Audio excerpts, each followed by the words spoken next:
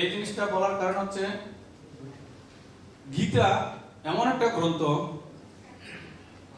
আপনি কাউকে দান করলেন বা আপনি নিয়ে গৃহে রাখলেন, সময় পেলেন না পড়তে, এটা যদি কেউ স্পর্শ করে, কেউ যদি একটা পেজ পড়ে, সেটা যদি একটা পেজ যদি পড়ে হৃদয়ঙ্গম করতে পারে, তার প্রভাবটা কোনো না কোনো সময় বিশাল আকারে পড়ে।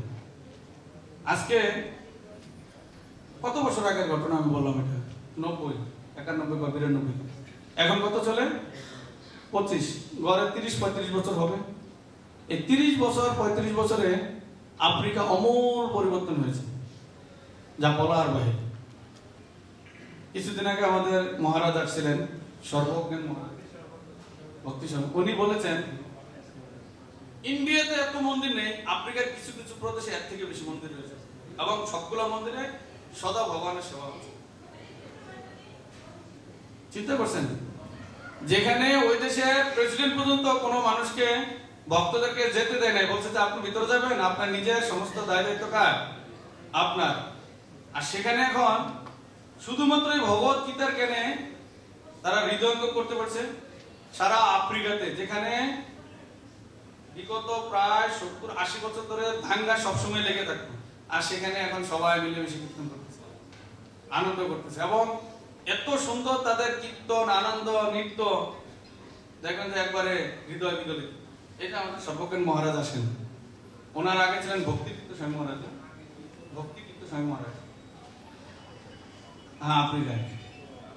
ওনারা হৃদয়ঙ্গম করছেন। আসলে তো আমরা দাঙ্গা, মারামারি, ঝগড়া ঝাঁটি কত কিছু করতেছি, অথচ এই জ্ঞানটা কত পুষ্টজনিত জ্ঞান, সেটা তো মোটামুটি 30-35 বছর ব্যাক। এখন দেখেন, প্রথম দিকে যখন রাশিয়া আর ইউক্রেন যুদ্ধ লেগেছে না, খুব সংকটময় পরিস্থিতি। এখন ইউক্রেনও কিন্তু আমাদের ভক্ত ছিল, রাশিয়াতেও ভক্ত ছিল। কয়েকটা ভিডিও ভাইরাল হয়েছিল, মনে আছে? বাইরে বোমা দিয়ে বিক্রি করতেছে, কিন্তু ভিতরে এরা দিব্য হরিনাম করতেছে, আনন্দ করতেছে। তাদের ভিতরে কি হয়? এই ভগবত গীতার যিনি আশ্রয় গ্রহণ করেন, তাদের কি হয়? ভয় থাকে না। ভগবত গীতা 2য় অধ্যায়ের 40 নম্বর শ্লোকে বলেছে না, যে কি বলেছে? নেহাবিক্রম নেহ ইব অবিক্রম নাশন্তি পত্তভয় বিদ্যতে স্বল্পমপি অশ্ব ধর্মস্য ত্রায়তে মহত ভয়া। রাশিয়া থেকে বোম পড়তেছে, ইভেন আমাদের কয়েকজন ভক্ত ওই সময় কি হয়েছিল, বোমার আঘাতে আহত হয়েছিলেন, আক্রান্ত হয়েছিলেন, এবং কয়েকজন দেহও রেখেছিলেন, কিন্তু তাদের ভিতরে কোনো ভয় ছিল না। এই গীতার জ্ঞান উনি কি করেছিলেন, ওনারা কি করেছিলেন? হৃদয়ঙ্গম করেছিলেন। তারা মৃত্যু তো হবেই, সিম্পল ভাবে মেনে নিয়েছে, মৃত্যু তো হবেই। এটার একটা ভালো উপলক্ষ, বাইরে যুদ্ধ হচ্ছে, ইন বিটুইন 1-2 দিনের ভিতরে এখানে আমি দেহ রাখতে পারবো, এই 2 দিন পরীক্ষিত মহারাজের মতো ভালোভাবে ভগবানের সেবা করি। আর আমরা তো বিপদে পড়ি না, তো আমরা চিন্তা করি কি 100 বছর বেঁচে থাকবো, নয় 150 বছর বেঁচে থাকবো, মৃত্যুর কথা তো ভুলেই যাই। আর ওনারা ওখানে মৃত্যুর কথা স্মরণে এসেছে, এতে তারা কি হয়েছে? আনন্দিত হয়েছে। এই তো সুযোগ। বাইরে গেলে বোমা পড়তেছে, আমাদের বিল্ডিংও পড়তে পারে, ইভেন এই মন্দিরের আশেপাশেও পড়তে পারে, ওকে ফাইন, যে 24 ঘন্টা 48 ঘন্টার ভিতরে এখানে থাকতে হবে, আমি কন্টিনিউ কি হরিনাম জপ করি। এটা হচ্ছে কি, এই গীতার অধ্যয়নের ফলে, ভগবত ভক্তি অর্জনের ফলে তাদের ভিতরে কি হয়েছে? মনোভূত হয়েছে। আর যারা এই ভগবত ভক্তি থেকে দূরে রয়েছেন, এই যুদ্ধ লাগলো রে, তাই নিজে বাঁচলে বাপের নামে, সব রেখে কি করো? দৌড়। যাওয়ার পথে ওই কারো সামনে পড়ছে, কোন দেশি? ইউক্রেন, রাশিয়ান সেনাবাহিনীর সামনে পড়ছে, গুলি করে শেষ। আর ভক্ত কি করছেন? মন্দিরে আনন্দ কীর্তন। তো এজন্য বলা হয়েছে যে যিনি ভগবত গীতার, এই ভগবত গীতার বা ভগবত জ্ঞানের নিজেকে সঁপে দিয়েছেন, তার কি হয়? সমস্ত ধরনের ভয় ভীতি কি হয়? দূর হয়ে যায়। ভগবত গীতার মাহাত্ম্যতে বলা হয়েছে, যিনি ভগবত গীতার মাহাত্ম্যে কি বলা হয়েছে?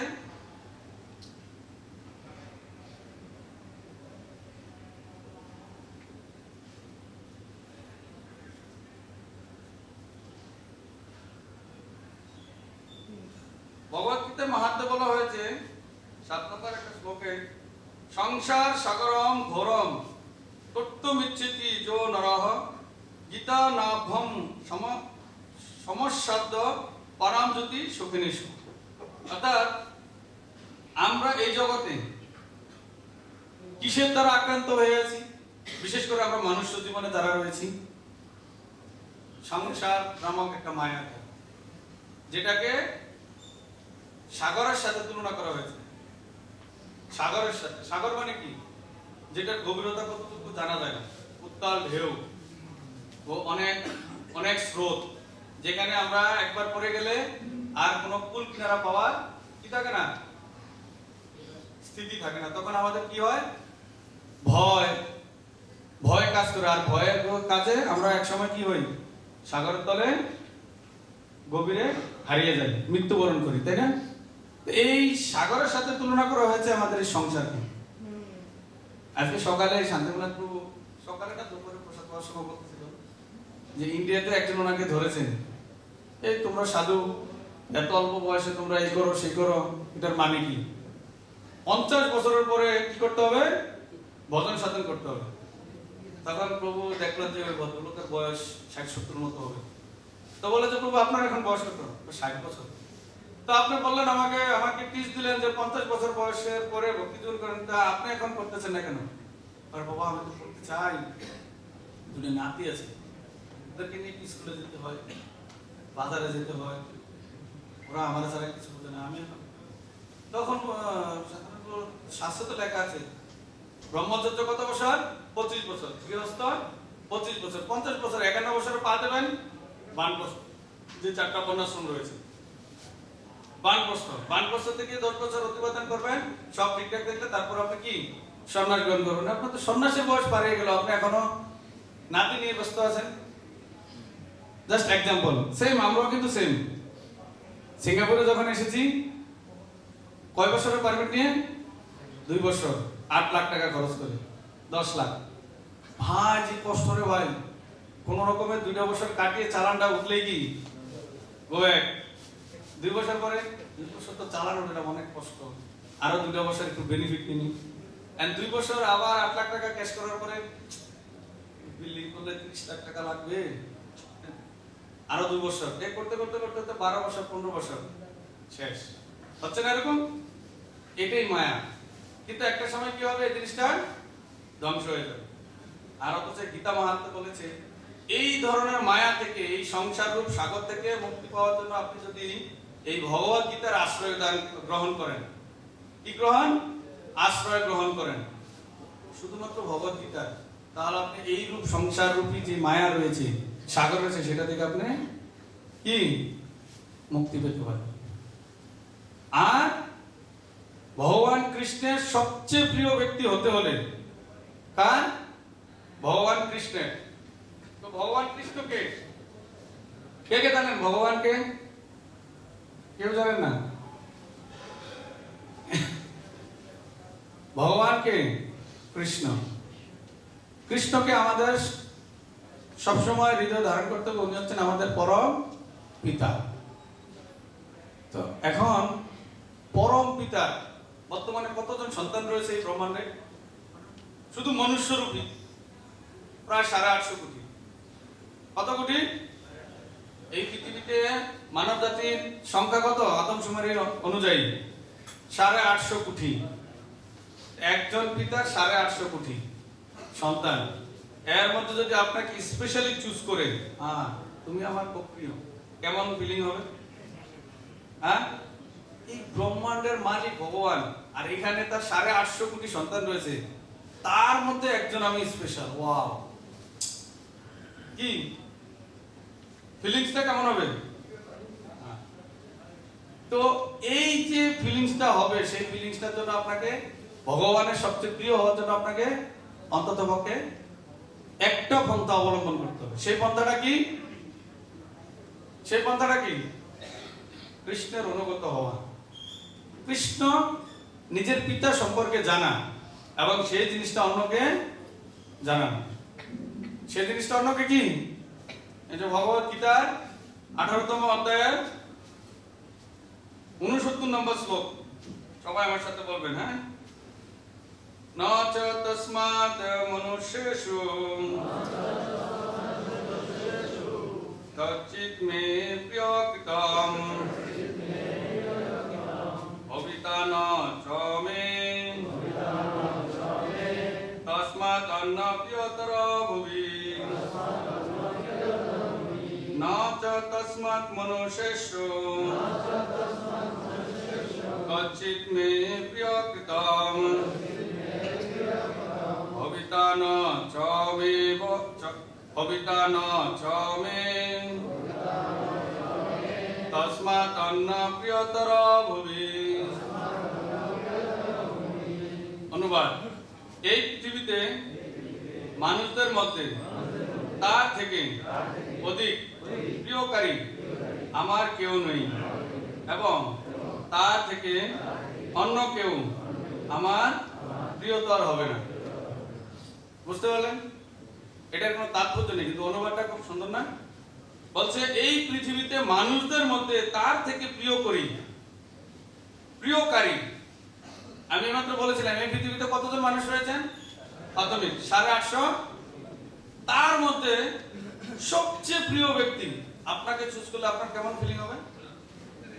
হ্যাঁ, এটি বলা হয়েছে, অধিক প্রিয়কারী আমার কেউ নেই এবং তার থেকে অন্য কেউ আমার প্রিয়তম হবে না। ভগবান আপনাকে বললেন, তুমি হচ্ছে আমার এই পৃথিবীর সবচেয়ে প্রিয় ব্যক্তি এবং এই পৃথিবীতে তোমার মতো প্রিয় আর কেউ হবে না।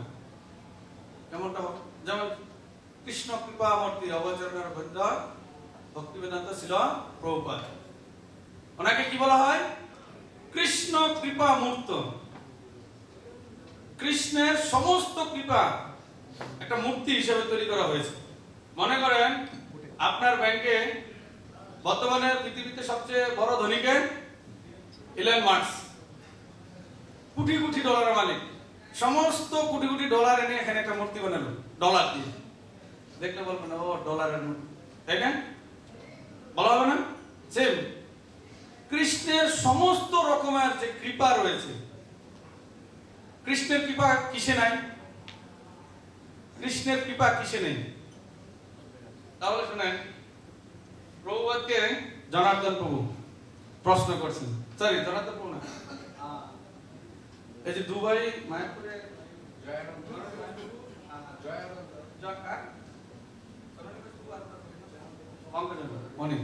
প্রভুপাদকে বলতেছে, Prabhupada,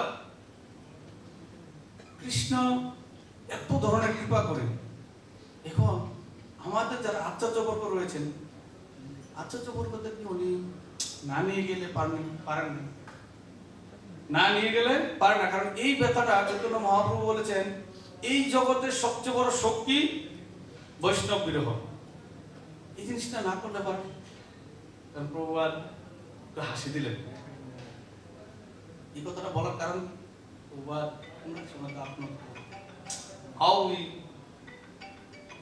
get pain, how we feel, মানে আমরা তো চলে যাবেন, ভগবান ইচ্ছা করলে কিন্তু আপনারা রেখে দিতে পারেন। তো প্রভুপাদ বুঝতে পারছেন উনি এইভাবে কিছু একটা বলবেন যাতে ওনার শিষ্যরা ওনাকে ছেড়ে কি। তখন প্রভুপাদ বলতেছেন, কৃষ্ণের প্রাণ হচ্ছে সর্বশ্রেষ্ঠ প্রাণ। কি সর্বশ্রেষ্ঠ? এখন তোমাকে এখানে পাঠিয়েছে, তুমি এই জগতের মঙ্গল সাধন করার পরে তোমার তো নিজের আলোয় চলে যেতে হবে।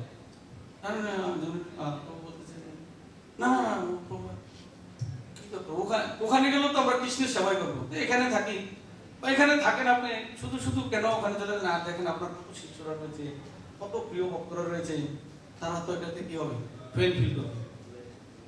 তখন প্রভুপাদ বলছেন, আমাদের জন্য এটা কি অনেক ফেলফুল হতে পারে, কিন্তু কৃষ্ণের একটা প্ল্যান আছে। কি?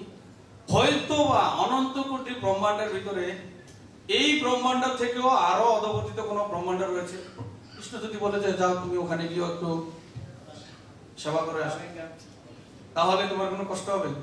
আর সবচেয়ে বড় সিম্পল জিনিস হচ্ছে এই যে দেখো আমার বয়স হয়ে গেছে প্রায় 70+, এই জড় দেহ নিয়ে আমি এখন আর পারছি না। নতুন করে আরেকটা জায়গায় গেলে কৃষ্ণ আমাকে কৃপা করে আরেকটা কি দেবেন, নতুন দেহ দেবে।